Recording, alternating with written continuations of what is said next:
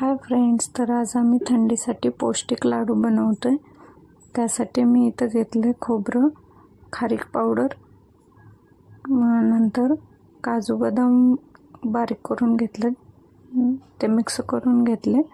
नंतर डिंक थोडा तळून तो पण बारीक करून घेतले। एकदम बारीक करायचा, थोडा मोठा ठेवला तर कचकच लागेल। नंतर सर्व मिक्स करून घ्यायचं आणि गूळ थोडासाच मेल्ट होऊ द्यायचा, जास्ती नाही होऊ द्यायचा, नाहीतर कडक होतात लाडू। गूळ मेल्ट झाला की त्या मिश्रणामध्ये मिक्स करून घ्यायचा आणि नंतर गरम आहे तोपर्यंतच त्याचे लाडू वळून घ्यायचे।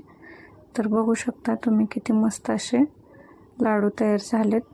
तुम्ही पण नक्की ट्राय करा आणि आवडले असतील तर लाईक, कमेंट आणि शेअर करा। Bye bye.